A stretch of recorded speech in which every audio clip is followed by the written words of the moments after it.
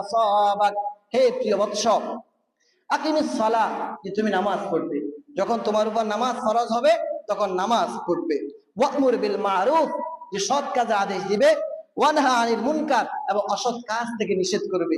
ওয়াসবির আলা মা আসাবাক, তোমার উপর যদি কখনো কোনো মুসিবত আসে এটার উপর ধৈর্য ধারণ করবে, এটার উপর ধৈর্য ধারণ করবে। এই তিনটে উপদেশ দিয়েছিলেন লোকমান হাকিম তার ছেলেকে। তো আমরা যারা বাবারা আছি, এই উপদেশগুলো যদি আমরা আমাদের ছেলেদেরকে ছোট থেকে দিয়ে থাকি, যে আকিমিস সালাহ, নামাজ কায়েম করো, তাহলে যখন বাচ্চার প্রাপ্তবয়স্ক হবে তখন এই ছেলে নামাজ পড়তে শিখবে।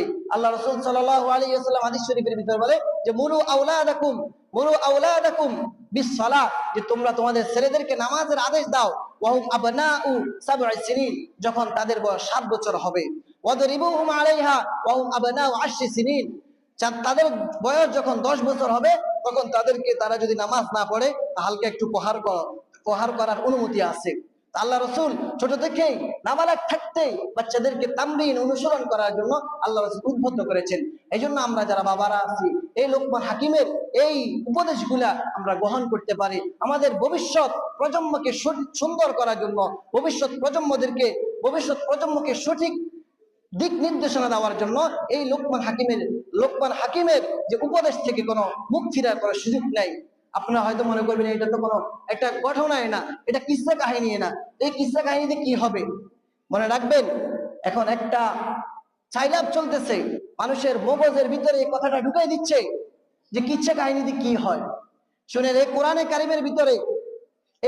কারিমের ভিতরে মতান্তরে 6666 আয়াত আছে। কেউ বলছেন 2 আয়াতে, কেউ 1 আয়াত ধরছেন, কেউ আবার আলাদা আলাদা ধরছেন। এই হিসাবে একটু মতান্তর হয়ে গেছে। কিন্তু এই কোরআনের আয়াত যত আছে সবগুলা কোনো মানুষের জন্য বিধান নয়। কোরআনের ভিতরে যত আয়াত আছে সব আয়াতগুলা থেকে মাত্র 500 আয়াত হলো বিধি সম্বলিত, আহকাম, বিধিবিধান সম্বলিত। কিছু আদেশ আছে করার জন্য, কিছু নিষেধ আছে ছাড়ার জন্য। এটা হলো 500টা আয়াত। আর বাকি যেগুলো আছে, কোরআনে কারিমের ভিতরে যত আছে, কিছু আছে দৃষ্টান্ত, কিছু আছে ঘটনা।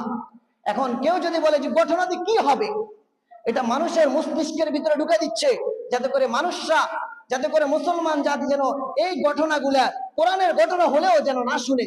কারণ তার মাথার ভিতরে ঢুকে দিচ্ছে যে কিচ্ছা কাহিনীতে কি হয়। আর কিচ্ছা কাহিনীতে কি হয় আপনি শুনেন, আল্লাহ তাআলা কোরআনে কারিমের ভিতরে বলেছে এই কিচ্ছা, এই ঘটনাগুলো আমি করে এমনি বর্ণনা করি না। আল্লাহ তাআলা বলে যে সূরা ইউসুফের 111 নম্বর আয়াতে বলে যে লাকাদ কানা ফি কসাসিম ইবরাতুন লিউলিল আলবাব, এই যে ঘটনা, এত নবীর এত কিছু আমি ঘটনা বর্ণনা করছি, এটা হলো যারা জ্ঞানী, যারা বুদ্ধিজীবী, তাদের জন্য একটা উপদেশ স্বরূপ। ফাতাবিরু ইয়া উলিল আবসার ইয়া উলিল আলবাব, আল্লাহ তাআলা বলে এই যারা জ্ঞানী আছো, এরা আমার এই ঘটনাগুলো থেকে তোমরা উপদেশ গ্রহণ করো। এখন কেউ যদি বলে যে কিসসা কাহিনী তো শুনি, কই কিছু তো গ্রহণ করে, তাহলে কিছু তো আসে না, তাহলে বুঝতে হবে আপনি জ্ঞানী না, আপনি জ্ঞানীর রূপে আপনি মূর্খ রয়ে গেছেন। আল্লাহ তাআলা বলছে এই গঠনের ভিতরে উপদেশ আছে, কিন্তু আপনি উপদেশ নিতে পারছেন না, এটা আপনার কমতি। এই জন্য কেউ কখনো এই মাথার ভিতরে অন্য মানুষের মাথার ভিতরে এটা ঢুকাবেন না যে কিসসা কাহিনীতে কি হয়। কিসসা কাহিনীতে আপনি যদি মেরাজের বর্ণনা করেন, তো মেরাজ তো আল্লাহ রাসূলের হাদিস। বুখারী আপনি মুসলিম খুলে দেখেন, সবখানে আল্লাহ রাসূলের মেরাজের বর্ণনা আছে। লম্বা লম্বা হাদিস। আপনি যদি বলেন যে মেরাজের এটা তো ঘটনা দিয়ে কি হয়, মেরাজের ঘটনা থেকে কতটা মাসালা ইস্তেমবাত হয় আপনি জানেন? আপনার জ্ঞান কতটুকু? আমি একটা ফেসবুকে একটা স্ট্যাটাস দেখেছি, খুব খারাপ লেগেছে। তারা স্ট্যাটাস দেখ যে কিচ্ছা কাহিনী তো শুনছেন, কি উপকার করছেন, কি উপকার আপনারা পাইছেন। আর আপনি জ্ঞানী নয়। আল্লাহ তাআলা বলে জ্ঞানীরা ঘটনা থেকে উপকার নিতে পারবে, উপদেশ গ্রহণ করতে পারবে। আপনি জ্ঞানী হন, তারপর আপনি কলম ধরেন, আপনি এরপরে কথা বলেন।